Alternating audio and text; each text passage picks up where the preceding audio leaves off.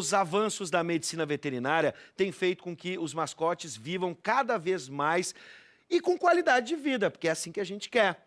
Mas assim como os seres humanos, eles necessitam de cuidados e atenção especiais quando ficam idosos. E é sobre esse assunto que a gente conversa no Espaço Pet.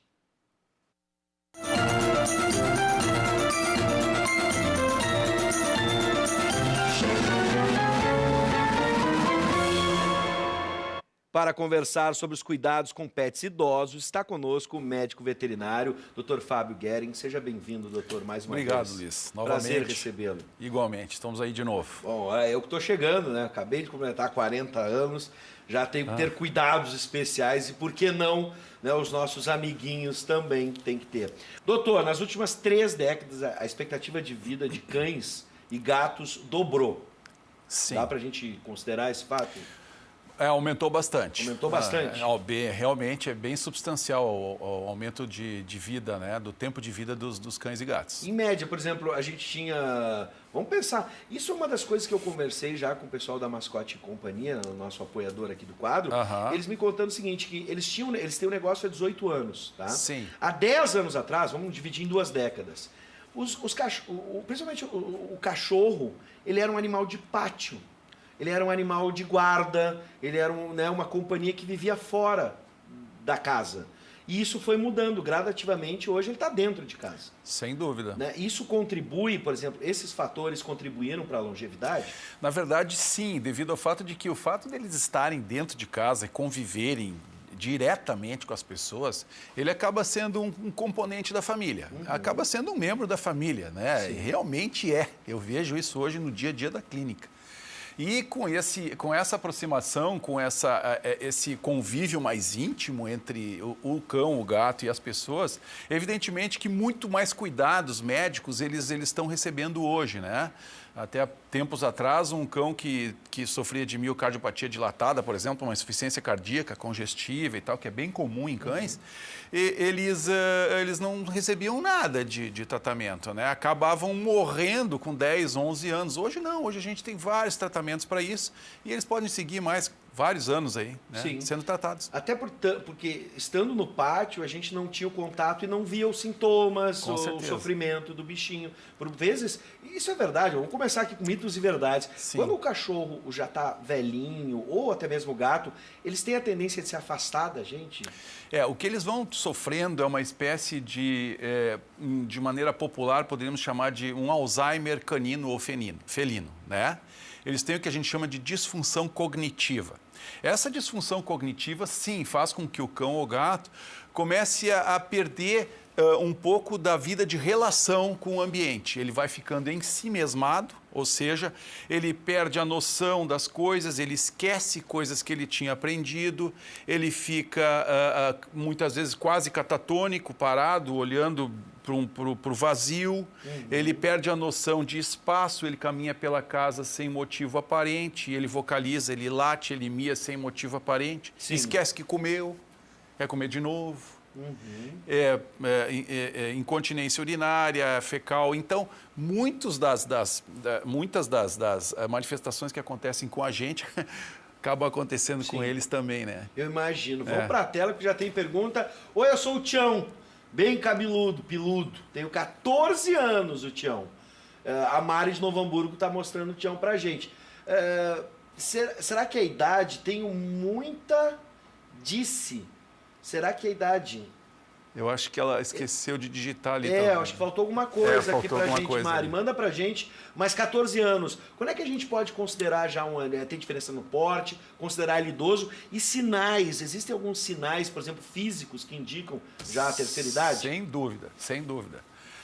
Vamos falar um pouco de cães e depois a gente fala um pouquinho de gatos. Né? Os cães, a gente começa a considerar eles, a gente até 10 anos mais ou menos, considera eles como um animal sênior. Né? A partir de entre 10 e 11 anos, nos animais menores, a gente começa a considerar ele como paciente geriátrico. Né? E eles podem durar aí até 15, 16, 17 anos. Os cães maiores, né, eles vivem menos. Então, a gente começa a considerar o paciente geriátrico um cão tipo um dog alemão, ou mesmo um Fila, ou mesmo um Rottweiler, a partir de 8 anos de idade. 9 anos de idade ele já é um paciente geriátrico, coisa que os cães pequenos ainda não são, né? As sintomatologias são bem características, né? Primeiro eles podem desenvolver cataratas, né? Eles começam a ter problemas articulares, que envolvem aí osteopatias, dificuldade de se levantar, de correr. Sim. A tosse, agora chegou a Mari e perguntou pra gente lá de Novo Hamburgo. O Tião tá com tosse. A tosse é uma manifestação bastante comum em cães idosos que sofrem sim de uma insuficiência cardíaca congestiva. Né? Pode ser uma insuficiência cardíaca congestiva esquerda ou mesmo direita. Mas a tosse ela é bem característica de insuficiência cardíaca congestiva. É bom fazer uma avaliação cardíaca nele. Sim. Evidentemente que podem ter outros fatores envolvidos aí. Né? Pode ser um indício. Pode, com certeza. E no caso dos gatos?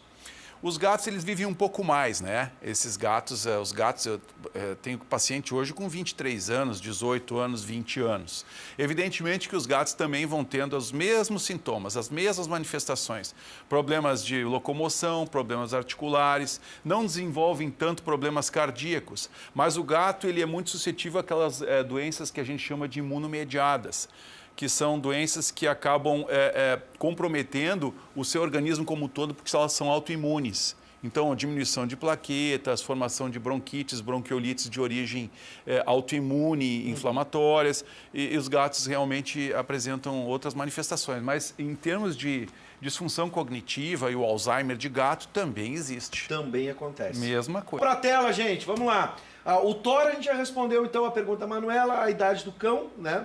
Eu vi no post que 6 meses seriam 17 anos para as raças pequenas, é verdade isso? Não.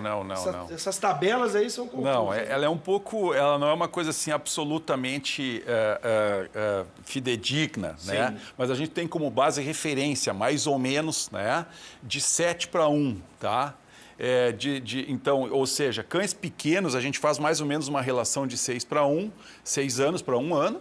E de animais maiores, de 7 para 1.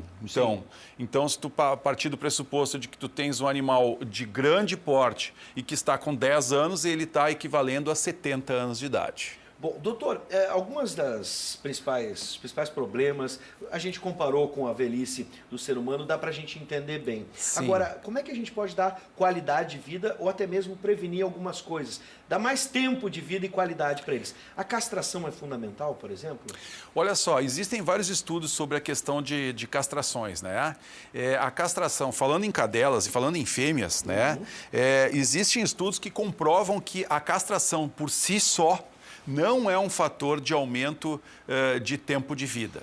Não é. Ela pode vir a ser porque o animal que não é castrado, ele se expõe mais a outras variáveis, de correr na rua, de ter uma gravidez indesejada, etc, etc, que eventualmente, por um problema médico no decorrer da vida, pode levar à morte. Mas os estudos do Hoskins aqui dizem que o animal não castrado teoricamente viveria mais, né? Apesar de que existem algumas variáveis aí um pouco de controvérsia. Por exemplo, o câncer de mama...